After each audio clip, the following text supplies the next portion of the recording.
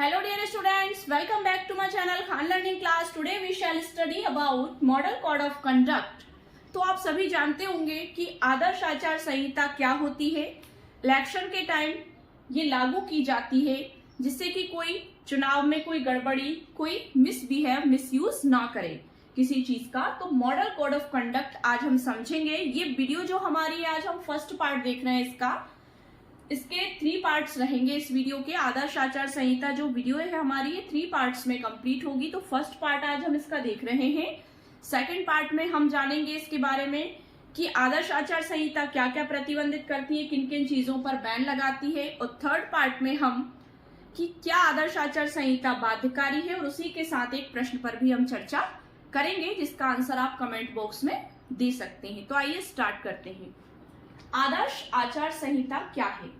Model code of conduct. चुनाव से पूर्व मतलब चुनाव से पहले राजनीतिक दलों एवं उम्मीदवारों को विनियमित मतलब रेगुलेट करने के लिए दिशा निर्देश देना। ऐसे दिशा निर्देशों का पालन कर देना कि उन लोगों को ये दिशा निर्देशों का पालन करना ही है, ये उनकी ड्यूटी है, उनका कर्तव्य है।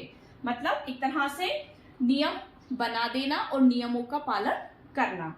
तो क्या है आचार संहिता से देखते हैं। चुनाव से पूर्व राजनीतिक दलों एवं उम्मीदवारों को विनियमित करने के लिए मतलब रेगुलेट करने के लिए दिशा निर्देश या गाइडलाइंस देना। नेक्स्ट है जारीकर्ता। अब इसको कौन जारी करता है आचार संहिता को? तो इसको जारी करता है चुनाव आयोग। चुनाव आयोग के द्वारा ही मॉडल कोड ऑफ कंडक्ट जारी किया जाता है। नेक्स्ट आता है इसमें नियम क्या क्या होते हैं, इसमें क्या क्या रूल्स रहते हैं देखते हैं। भाषण, और भाषण में क्या रहता है कि आप किस तरह से भाषण दे सकते हो, मतलब एक लिमिटेशंस कर दी जाती है, एक लिमिट बना दी जाती है कि आप क्या बोल सकते हो, किस विषय पर बोल सकते हो, किसी के लिए आप शब्द नहीं बोल सकते। तो इस तरह से मतलब आपका भाषण भी सफिशिएंट होना चाहिए, सभी को समझ आना चाहिए, और भाषण में ये ना हो कि हम किसी पर कमेंट्स कर रहे हैं। मतलब आप इस तरह से किसी भी शब्द से मिसयूज नहीं कर सकते, भाषण में कोई गलत तरीके की बात नहीं कर सकते। तो ये आपकी लिमिट इसमें रहती है।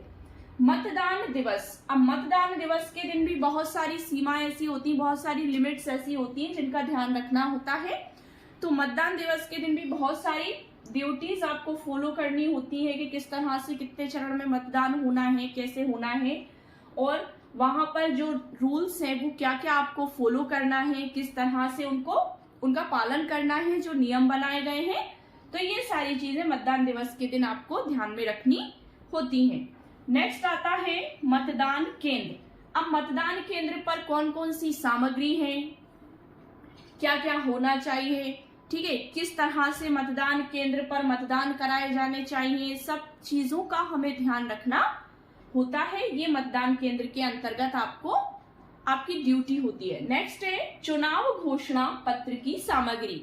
अब चुनाव घोषणा पत्र जो होता है, जहां से चुनावों की घोषणा होती है, उस घोषणा पत्र की सामग्री क्या क्या होती है, उन सभी से आपको जानकारी होना।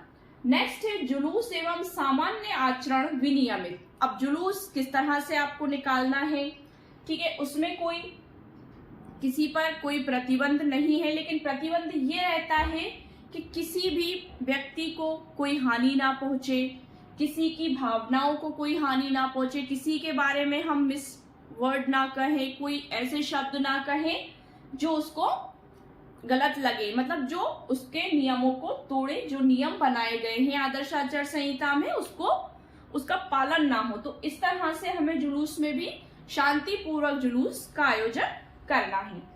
तो ये रहते हैं नियम। अब नेक्स्ट है उद्देश्य। उद्देश्य क्या होता है? स्वतंत्र और निष्पक्ष चुनाव कराए जा सके। स्वतंत्र और निष्पक्ष चुनाव कराए जा सके। अब किसी भी देश का जो लोकतंत्र होता है वो कब मजबूत होता है कि जब उस देश के जो चुनाव हैं वो स्वतंत्र रूप से हो और निष्पक्ष हो, उसमें कोई आपदा ना आए, कोई बाधा ना आए, और शांतिपूर्वक चुनाव कराए जा सके, तभी किसी देश का लोकतंत्र मजबूत होता है। देख लेते हैं एक बार और। आदर्श आचार संहिता क्या है? चुनाव से पूर्व राजनीतिक दलों एवं उम्मीदवारों को रेगुलेट करने के लिए, विनियमित करने के लिए जो दिशा निर्देश दिए जाते हैं वही आदर्श आचार संहिता कहलाती है। इसे कौन जारी करता है? चुनाव आयोग। चुनाव आयोग के द्वारा आदर्श आचार संहिता जारी की जाती है। नियम क्या होते हैं इसमें? मतदान दिवस, भाषण, मतदान केंद्र पर, चुनाव घोषणा पत्र की सामग्री, जुलूस एवं सामान्य आचरण विनियमित। मतलब भाषण किस तरह से देना है, ठीक है, क्या क्या बोलना है, क्या नहीं बोलना है, किन शब्दों को अपने यूज में लेना है, तो ये सारी चीजें भाषण के अंतर्गत आती हैं। नेक्स्ट आता है मतदान दिवस। मतदान दिवस के दिन बहुत ही सावधानी पूर्वक मतदान कराया जाए। मतदान केंद्र पर क्या क्या सामग्री होनी चाहिए, क्या क्या मटेरियल्स वहां होने चाहिए, किस तरह से रूपरेखा होनी चाहिए, उसका किस तरह से शेड्यूल होना चाहिए मतदान कराने का मतदान केंद्र पर, तो उन सारी चीजों को हमें ध्यान में रखना है। चुनाव घोषणा पत्र की सामग्री। अब चुनाव घोषणा पत्र की सामग्री क्या क्या है उससे भी हमें जानकारी प्राप्त होना है। जुलूस एवं सामान्य आचरण विनियमित। अब जुलूस में किस तरह से क्या, किस प्रकार के नारे हमें लगाना है, किस प्रकार के नारे नहीं लगाना है, क्या शब्द यूज करना है, क्या शब्द यूज नहीं करना है, और किस तरह से हमें शांतिपूर्वक जुलूस निकालना है, तो ये सारी चीजों का हमें ध्यान रखना होता है। एवं सामान्य आचरण विनियमित। सामान्य आचरण से ही व्यवहार सभी से करना है। इसके बाद हमारा नेक्स्ट था उद्देश्य। उद्देश्य क्या था? स्वतंत्र और निष्पक्ष चुनाव कराए जा सके। अब किसी भी देश का जो लोकतंत्र होता है वो कब मजबूत होता है? जब उस देश के जो चुनाव है वो स्वतंत्र हो और निष्पक्ष रूप से हो सके। नेक्स्ट था कब लागू होती है आचार संहिता? तो आचार संहिता में पता है कब लागू होती है? चुनाव कार्यक्रम की घोषणा की तारीख से लेकर चुनाव के नतीजे आने की तारीख तक आचार संहिता लागू रहती है। तो ये थी हमारी आज की video, model code of conduct. So dear students, अगर आपको वीडियो अच्छा लगा हो तो वीडियो को लाइक शेयर करिए, चैनल को सब्सक्राइब कीजिए और बेल आइकन को प्रेस जरूर कर दीजिएगा, जिससे कि आपको हमारे आने वाली और वीडियोस के नोटिफिकेशंस मिलते रहे। फिर मिलते हैं आदर्श आचार संहिता की सेकंड पार्ट वाली वीडियो के साथ। Thank you so much.